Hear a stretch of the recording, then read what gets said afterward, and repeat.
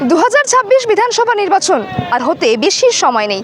তারই আগে বিভিন্ন রাজনৈতিক দল করে চলেছে তাদের প্রচার, এবং সেই প্রচারে আজকে এসে উপস্থিত হয়েছেন মধ্যমগ্রাম বিধানসভা থেকে ইন্ডিয়ান সেকুলার ফ্রন্টের প্রার্থী প্রিয়াঙ্কা বর্মন, এবং তার সাথে রয়েছেন ইন্ডিয়ান সেকুলার ফ্রন্টের চেয়ারম্যান নওশাদ সিদ্দিকী। সেই প্রচারে কিন্তু একসঙ্গে পায়ে পা মিলিয়ে তারা হাঁটছেন এবং ঠিক কি বার্তা রাখছেন জনগণের কাছে।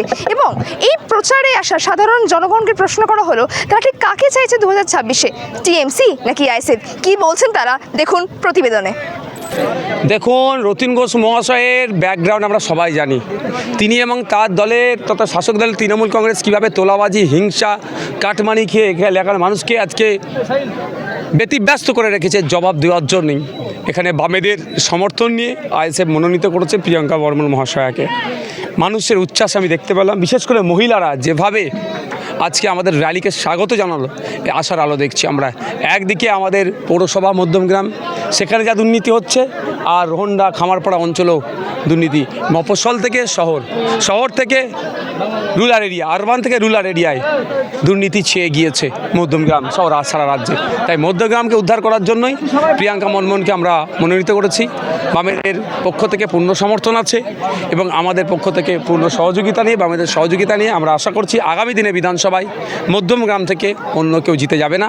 প্রিয়াঙ্কা বর্মন মধ্যমগ্রামের বাপ মা ভাই বোনেদের প্রতিনিধি হিসাবে আইনসভার মধ্যে যাবে। কতটা লড়াই হবে বলে মনে হচ্ছে? লড়াই তো হবেই, কারণ রথিন ঘোষ বলে ফ্যাক্ট না, তৃণমূল বিজেপির বিরুদ্ধে আমাদের লড়াই করতে হবে, এইটুখানি। কি কোনো মন্ত্রী, কোনো রথিন ঘোষ বলে কোনো কথা নেই, তৃণমূল বিজেপির বিরুদ্ধে আমাদের লড়াই করতে হবে। আপনি বলেন তৃণমূল বিজেপির বিরুদ্ধে আপনাদের লড়াই করতে হবে, কিন্তু জোট নিয়ে যে জোটের সৃষ্টি হয়েছে সেই জায়গায় দাঁড়িয়ে মোহাম্মদ সেলিম বলছেন আরাবুল ইসলামের মতো ব্যক্তিত্ব থাকলে তিনি কিন্তু কোনোভাবেই জোট করবেন।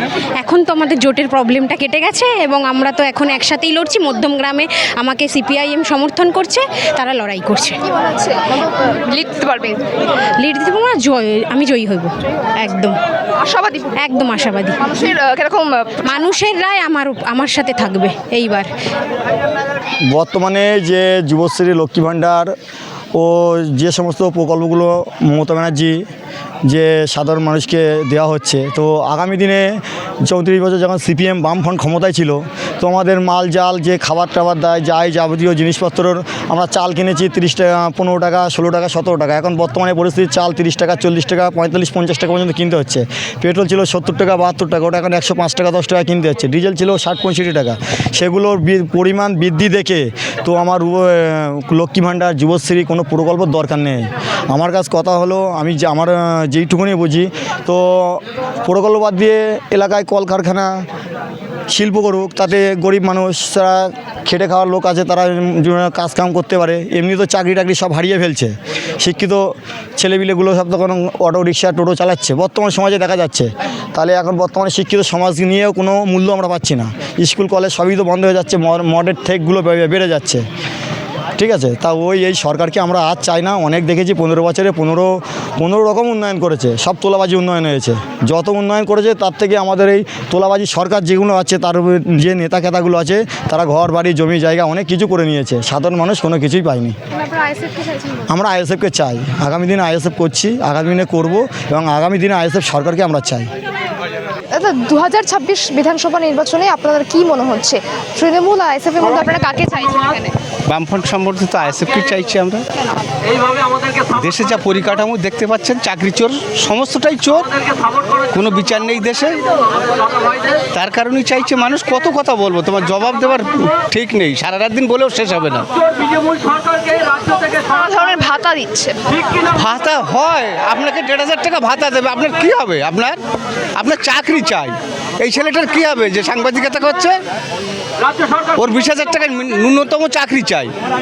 তাহলে ওর মা আছে, ওর বাবা আছে, ওর সংসার আছে, বাচ্চা আছে, এসবগুলোই চাই। তো এইসব 1,500 টাকা লক্ষ্মীর ভাণ্ডার এসব দিয়ে হয় না।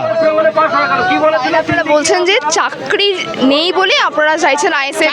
শুধু না, দেশে অত্যাচার, মানুষকে ভোট দিতে দেয় না, গণতন্ত্র নেই, জুলুম, এর জমি ওর কেড়ে নিচ্ছে, ওর বাড়ি ওর কেড়ে নিচ্ছে, নারীর কোনো সুরক্ষা নেই, স্বাস্থ্য কোনোটাই নেই। তো পশ্চিমবঙ্গ ভেঙে পড়েছে, কিছুই নেই। নেই।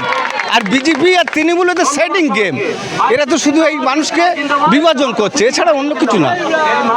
আচ্ছা, যখন বামফ্রন্ট সমর্থিত আইএসএফ কি আপনারা হ্যাঁ হ্যাঁ, আমি বামফ্রন্টের কাজ করতে হয়, বামফ্রন্টের এরিয়া কমিটির সদস্য, আমি একজন ব্রাঞ্চ সম্পাদক। আমরা দাঁতে দাঁত দিয়ে কাজ করি, তো সর্বসময় করি, এখনো করি। অন্যদিকে যারা বিরোধীরা রয়েছেন তারা বলেন বামফ্রন্ট যখন 34 বছর ছিল তখন কোনো ও চোখে ওদের ছানি পড়ে গেছে, ওই জন্য ওরা দেখতে পায় না। উঁচু উন্নয়ন হয়নি, তৃণমূলদের চোখে ছানি পড়ে গেছে, ওরা দেখতে পায় না। যা উন্নয়ন হয়েছে বামফ্রন্টের সময়ই হয়েছে। আর তখনকার দারিদ্র্য সীমার নিচের মানুষ ছিল, আস্তে আস্তে উন্নয়ন হয়েছে, ডেভেলপটা হয়েছে, একদিনে হয়নি। আর যে ডেভেলপটা ছিল বামফ্রন্টের জমানায় কত ঋণ ছিল, আর এখন কত ঋণ? ভাতা দিলে তো হবে না। আজকে আপনার একটা যে বাচ্চা শিশু জন্মাচ্ছে, সেই শিশুটার ন্যূনতম 70,000 টাকা তার মাথায় ঋণ নিয়ে জন্মাতে হচ্ছে। তাহলে তার টোটাল ফ্যামিলি যে 10 জন লোক হয়, তাহলে কত হয়? 7 লাখ টাকা। তাহলে সে তো দেশ শুধু বিক্রি হয়ে গেছে, দেশের জায়গায় আছে।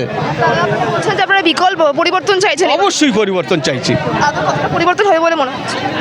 সেটা জনগণ যেটা চাইবে সেটা হবে। সুষ্ঠুভাবে ভোট হলে টোটালটাই পরিবর্তন হবে। ভোট তো মানুষকে দিতে দেন, এই এদাওয়াত এলাকায় ভোট হয় না, এই সমস্ত এরিয়ায় ভোট হয় না। যে জায়গায় দাঁড়িয়ে রয়েছে সব জায়গায় ভোট। কারা বাধা দেয়?